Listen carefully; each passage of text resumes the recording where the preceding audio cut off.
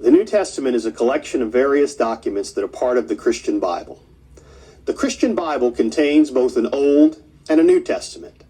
Others, sensitive to a shared Jewish-Christian heritage, may refer to these collections as the First and Second Testaments.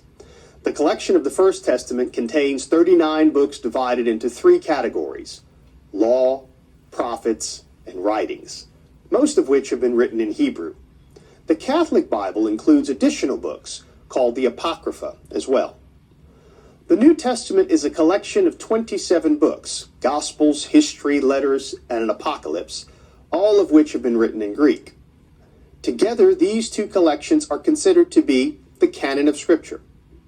The word canon derives from a Greek word, kanon, literally meaning a reed or straight stalk, which was used occasionally as a measuring stick. This ancient ruler, then, became a term used to describe a collection of books that function as a yardstick to determine the community's practices and beliefs. By Jesus' day, the canon of the Hebrew Scriptures was basically settled, except for lingering debates about Esther and Ecclesiastes that extended to the end of the first century. The early church inherited these scriptures, but not entirely without mediation.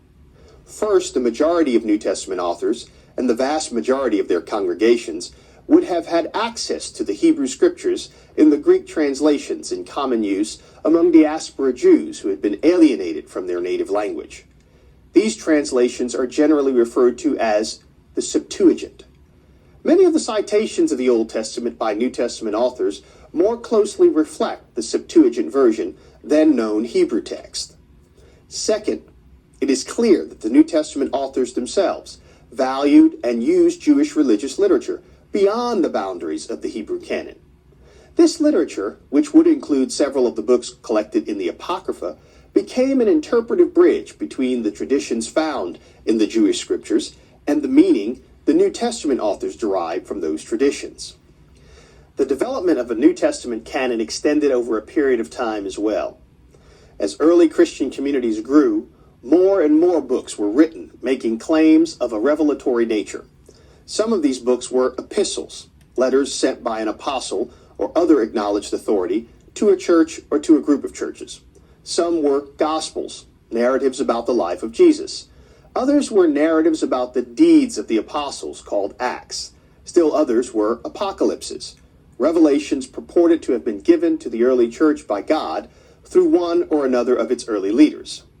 The first 2 centuries of the Christian movement were an extremely productive period in terms of writing. By the end of the 2nd century, Christians were familiar not only with the Acts of the Apostles, but also the Acts of Paul and Thecla.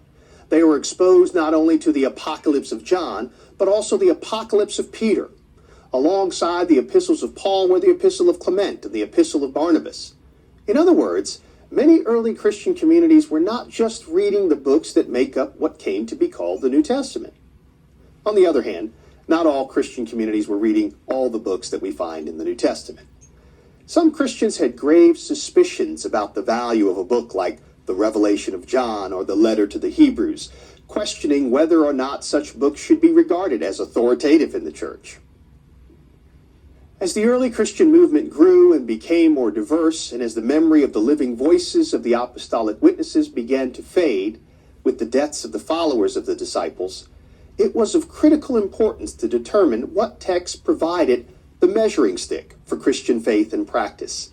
Although the intrinsic authority of the 27 writings was essential to their inclusion, other criteria developed as part of the debates at hand. Apostolic authority or affiliation, widespread use of the book chronologically, geographically, and theological consistency with other books already part of the collection. By 367 CE, most issues were resolved, and Athanasius, a leading bishop of Alexandria, listed out the 27 books we presently have in the New Testament. The Christian Bible, then, consists of these 2 collections, the Old Testament and the New Testament. Throughout the history of Christianity, there has been a general consensus that the 2 segments are part of the same, continuous story. It is a story about God from beginning to end. In the second half of the story, that is, in the New Testament, God's mission becomes personified in Jesus the Galilean. Matthew opens with an account of the genealogy of Jesus the Messiah, the son of David.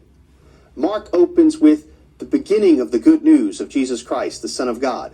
In much more dramatic fashion, John begins with, "In the beginning was the Word, and the Word was with God, and the Word was God. He," that is Jesus, "was in the beginning with God." God's embodiment in the person of Jesus of Nazareth was the single phenomenon of consequence for the reflections of each of the 27 books of the New Testament. In addition, each author, as Jesus did, wrestles with the Hebrew Scriptures, or their Greek translations, in order to interpret the importance of God's mission in the world and the role of the people of God in it. More directly, the authors of the New Testament read the First Testament in order to understand what the coming of Christ might mean as it relates to God's mission among them. Jesus' coming became the lens through which they read the story of God. A key question, then, for our study together is, how might this lens, Jesus' coming, affect the way we read the story of God today?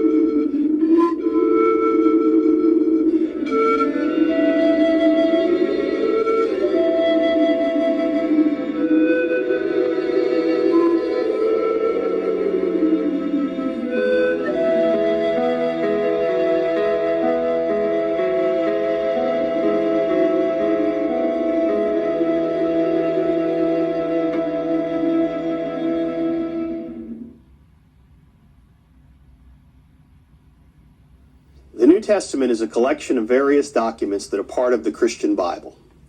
The Christian Bible contains both an Old